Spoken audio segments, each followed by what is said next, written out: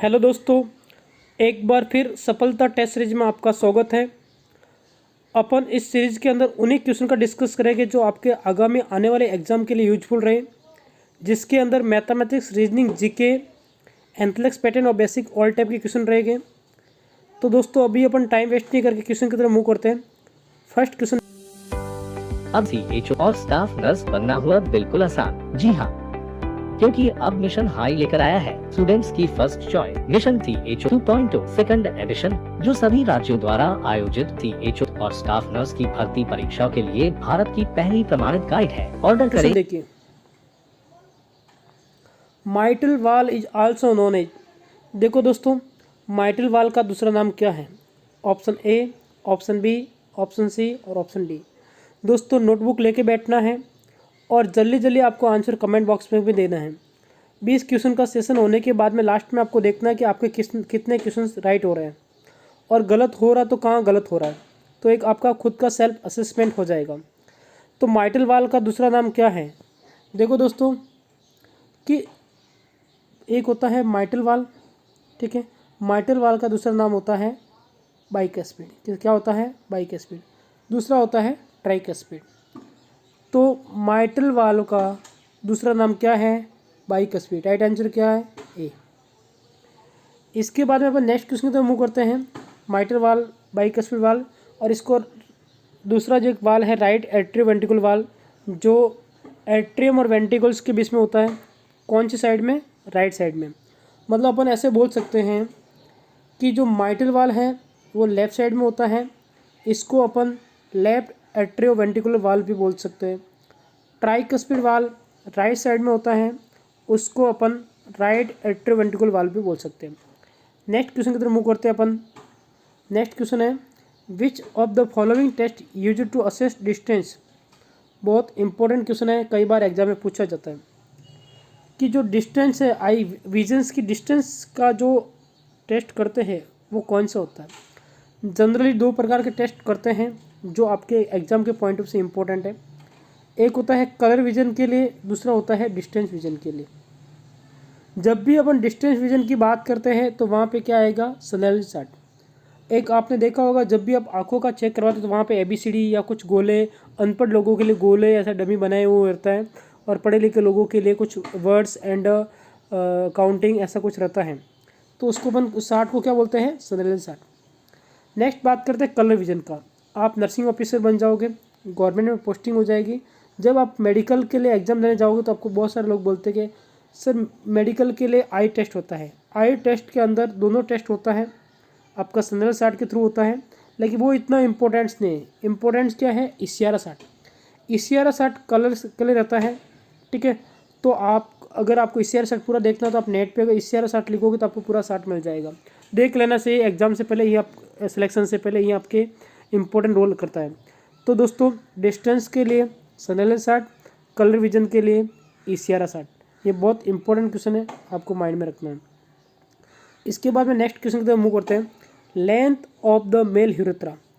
देखो दोस्तों, female urethra, mail urethra, दोनों के यूरेथ्रा की जो लेंथ कितनी होती है। जब अपन फीमेल्स की बात करते हैं तो 4 सेंटीमीटर्स, और मेल्स की बात करेंगे तो 18 to 20 सेंटीमीटर्स। कितना होता है? 18 to 20 सेंटीमीटर। राइट आंसर क्या होगा? Right answer D. Female urethra 4 centimetre होता है और मेल यूरेथ्रा 20 सेंटीमीटर, या कुछ लोग 18 to 20 मानते हैं, तो कोई गलत नहीं है।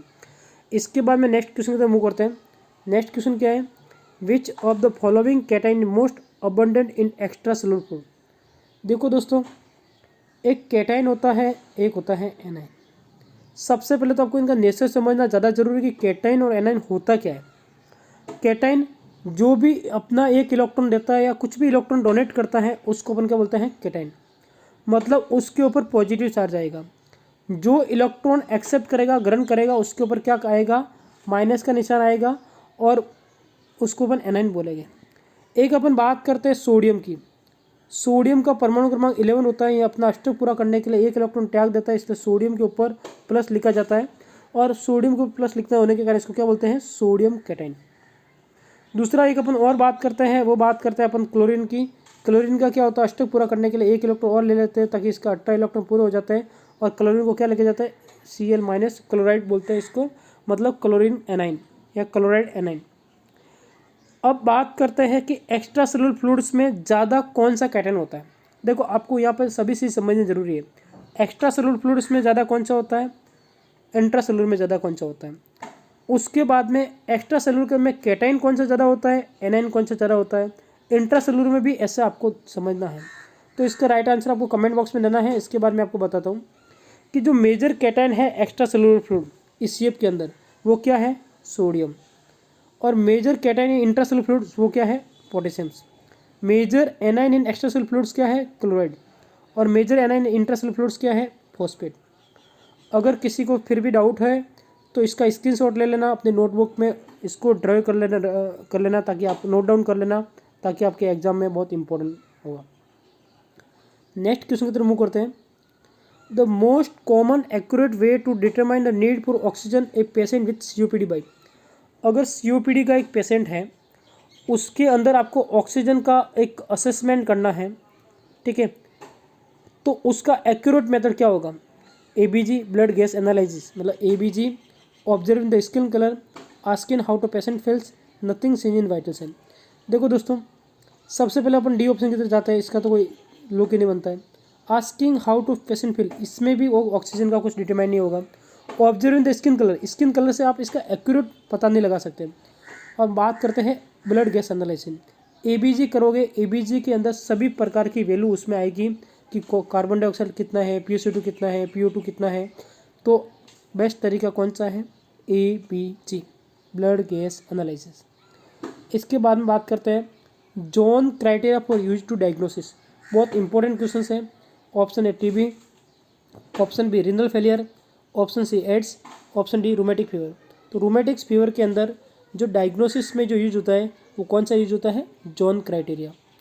इसके बाद में एक जीका का क्वेश्चन है, अच्छा क्वेश्चन है, आपके एग्जाम की दृष्टि से इम्पोर्टेंट भी है। केंद्र सरकार ने भारत का जो पहला CDS नियुक्त किया, तो पहले तो CDS की फुल फॉर्म क्या है, वो होती है चीफ ऑफ डिफेंस स्टाफ। इसके बाद बात करते हैं पहला पर्सन कौन है, तो कौन है, बिपिन रावत। बिपिन रावत भारत का पहला CDS है। भारत का पहला CDS कौन है, बिपिन रावत।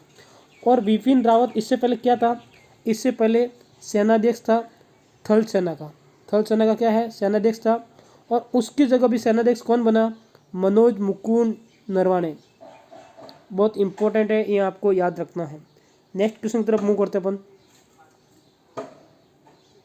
ए patient is expressing diarrhoea is a side effect of chemotherapy, which of following nursing diagnosis is highest priority. ठीक है, डायरिया है, किसकी वजह से, कीमोथेरेपी का साइड इफेक्ट है। तो डायग्नोसिस के लिए हाईएस्ट प्रायोरिटी अपन किसको देंगे, empire skin integrity, fluid volume deficit, body image disturbance, active intolerance. देखो दोस्तों, ऐसे केस में आपको सबसे पहले क्या करना है, आपका फ्लूइड वॉल्यूम स्टेटस को चेक करना है। तो राइट आंसर क्या होगा, राइट आंसर बी। इसके बाद में देखो, इसमें रेशनल भी मैंने बताया भी है। If any client who are suffering from diarrhoea and vomiting then are must risk of fluid and electrolyte imbalance, क्योंकि डिहाइड्रेशन होने की पॉसिबिलिटी हो सकती है। तो उसके लिए अपने को सबसे पहले क्या करना है, फ्लूइड स्टेटस को चेक करना। नेक्स्ट क्वेश्चन है, examination of the patient with the help of stethoscope is drawn. Stethoscope की सहायता से किसी पेशेंट्स का आपको हेल्प करना है या एग्जामिनेशन करना है, स्टेथोस्कोप की सहायता से किसी पेशेंट का एग्जामिन करना है, उस प्रोसेस को क्या बोलते हैं, पल्पेशन, परकशन, ऑस्कुलेशन। देखो दोस्तों, फिजिकल एग्जामिनेशन 4 तरह के होते हैं, आपको बताया भी है। उसमें से जो ऑस्कुलेशन है उसमें स्टेथोस्कोप की नीड रहती है। तो राइट आंसर क्या है, राइट आंसर डी। इसके बाद में बात करते हैं next question, fistula between vagina and rectum. Fistula का मतलब होता है एबनॉर्मल ओपनिंग होती है, वेजाइना और रेक्टम के बीच में एबनॉर्मल ओपनिंग, उसको फिस्टुला बोलते हैं। और कौन से टाइप का बोलेंगे, तो urethro vaginal fistula, vesico vaginal, recto vaginal और नॉनोब्लिज। देखो दोस्तों, बिल्कुल अच्छा क्वेश्चन है। और आपको जैसे नाम से चल रहा है कि रेक्टो वेजाइनल, ये रेक्टम है और वेजाइना है, रेक्टो वेजाइनल फिस्टुला। रेक्टम और वेजाइना के बीच में बनने वाले फिस्टुला को अपन क्या बोलते हैं, recto vaginal fistula. Next question, grey baby syndrome is complication of this medicine. देखो दोस्तों, 9 से 2020 में क्वेश्चन आया भी था। और इसके अलावा grey baby syndromes, red man syndrome, bronze baby syndromes, ये सभी क्वेश्चंस एग्जाम की दृष्टि से काफ़ी इंपॉर्टेंट है। अभी अपन बात करते हैं ग्रे बेबी सिंड्रोम्स का, ठीक है। इसका राइट आंसर आपको कमेंट बॉक्स में देना है। टेट्रासाइक्लिन ड्रग से क्या होता है, जो तीत होता है, तीत का डिस्कलेशन हो जाता है, ठीक है। कल लास्ट सीरीज में अपन डिस्कस किया था। ग्रे बेबी सिंड्रोम्स क्लोरोफेनिकोल की वजह से होता है। किसकी वजह से होता है? क्लोरोफेनिकोल की। हाँ, इसमें मैंने फोर्थ कर रखा है, लेकिन मैंने ऑप्शन चेंज कर दिए थे, लेकिन आंसर चेंज नहीं हो पाया। तो राइट आंसर क्या है? क्लोरोफेनिकोल। इसके लिए आपको अलग से कमेंट करने की ज़रूरत नहीं है, मतलब इसका आंसर आप भी कर लो। राइट आंसर क्या होगा? क्लोरोफेनिकोल। इसका मैंने पूरा साइन एंड सिम्टम्स भी अच्छे से डिस्कस किया है, ताकि आप इसका स्क्रीनशॉट ले सकते हो। नेक्स्ट रीजनिंग का क्वेश्चन है, अच्छा क्वेश्चन है, कैलेंडर का क्वेश्चन है। यदि 1 जनवरी 2006 को रविवार हो तो 31 दिसंबर 2006 को कौन सा वार होगा? देखो दोस्तों, 1 जनवरी 2006 को रविवार है, 31 दिसंबर 2006 को कौन सा वार होगा? ऐसे क्वेश्चंस को सोल्व करने के लिए सबसे पहले आपको देखना है कि साधारण वर्ष है या लीप वर्ष है। साधारण वर्ष हो तो जो दिन 1 जनवरी को होता है वो होगा, वो 31 दिसंबर को भी होगा। लीप वर्ष हो तो जो दिन 1 जनवरी को होगा उसका अगला दिन 31 दिसंबर को होगा। सपोज इस क्वेश्चन में 1 जनवरी 2006 क्या है? साधारण वर्ष है। क्या है? साधारण वर्ष। तो 1 जनवरी 2006 को रविवार था, तो 31 दिसंबर 2006 को भी कौन सा वार होगा? रविवार ही होगा। अगर कोई दूसरा क्वेश्चन पूछे कि 1 जनवरी 2007 को मंडे है, सोमवार है, तो 31 दिसंबर 2007 को कौन सा वार होगा? सोमवार ही होगा। अगर कोई क्वेश्चन पूछे कि कोई क्वेश्चन कर ले कि अगर 1 जनवरी 2008 को अगर बुधवार हो तो 31 दिसंबर 2008 को कौन सा वार होगा? देखो दोस्तों, इसमें 2008 क्या है? लीप वर्ष है। इस केस में 1 डेज आपको इंक्रीज करना है। 1 जनवरी 2008 को अगर बुधवार था तो 31 दिसंबर 2008 को कौन सा वार होगा? वो वार होगा गुरुवार, थर्सडे, ठीक है। इस क्वेश्चन को आपको अच्छे से समझना है। इसका आंसर वैसे आपको देना था, लेकिन मैंने दे दिया है। नेक्स्ट है projectile vomiting is a feature of the. जो प्रोजेक्टाइल वोमिटिंग होता है किसका फीचर है? सबसे इंपॉर्टेंट है किसका है? Duodenal atresia, appendicitis, pyloric stenosis, congenital megacolon. देखो दोस्तों, ये क्वेश्चन आपके लिए डाल लेता हूँ, ठीक है। प्रोजेक्टाइल वोमिटिंग किसका फीचर है? ये आपको कमेंट बॉक्स में आंसर देना है।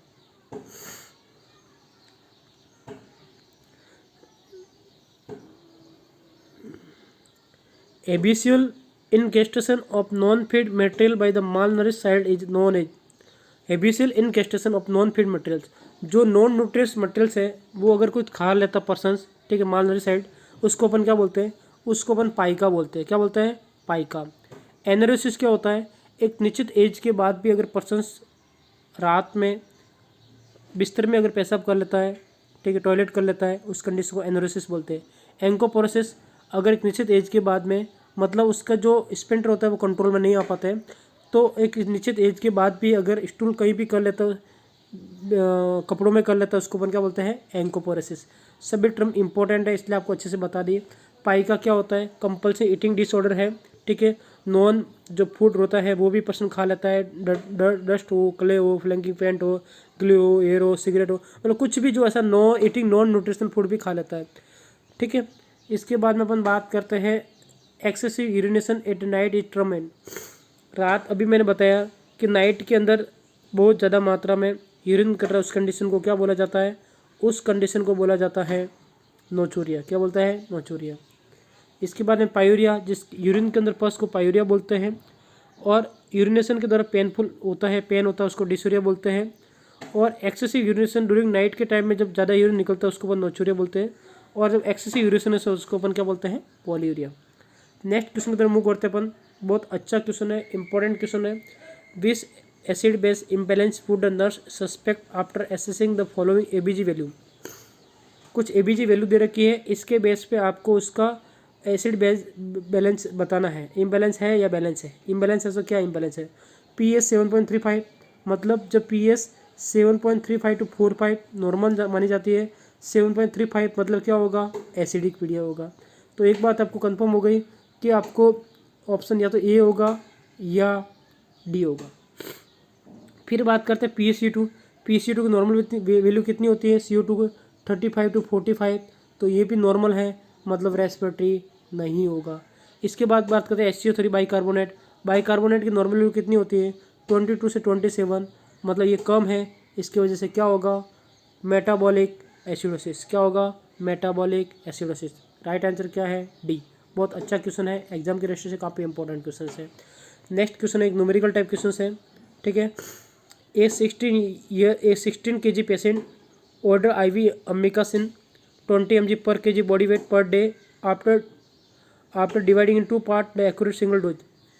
देखो दोस्तों, option A, option B, option C और ऑप्शन डी।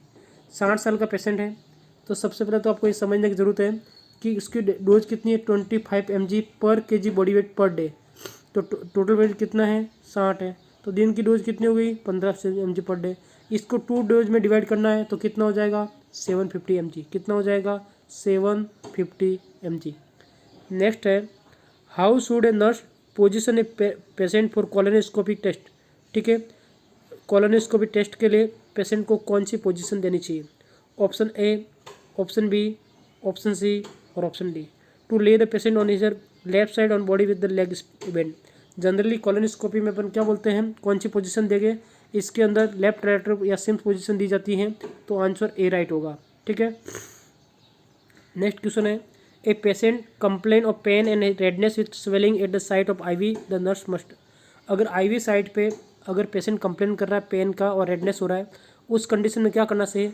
सबसे पहले जो भी फ्लूइड्स या ब्लड कुछ भी अगर चल रहा है IV सेट के थ्रू, उसको आपको क्या करना है? रिमूव करना है, स्टॉप करना है। स्टॉप करने के बाद में कैनुला को आपको रिमूव करना है। इसके बाद में अपन लास्ट क्वेश्चन डिस्कस करते हैं। The first stool of neonate is called. Option A sebum, option B lanugo, option C meconium, option D vernix caseosa. तो फर्स्ट स्टूल उसको अपन क्या बोलते हैं? मिक्यूनियम। दोस्तों, इसका अपन एक एक हर सभी क्वेश्चन का डिस्कस कर लिया है। और online test series, detail subject study materials, mission non tech book, skill test material, mission CSO books, इन सभी के लिए आप मुझे व्हाट्सएप पे मैसेज कर सकते हो। थैंक यू दोस्तों, ऑल द बेस्ट। अगर वीडियो अच्छा लगा है तो अपने दोस्तों के साथ शेयर कीजिए। अब CHO और स्टाफ नर्स बनना हुआ बिल्कुल आसान। जी हाँ, क्योंकि अब मिशन हाई लेकर आया है स्टूडेंट्स की first choice mission CHO 2.0 second edition, जो सभी राज्यों द्वारा आयोजित CHO और स्टाफ नर्स की भर्ती परीक्षा के लिए भारत की पहली प्रमाणित गाइड है। ऑर्डर करें Amazon एंड फ्लिपकार्ट से।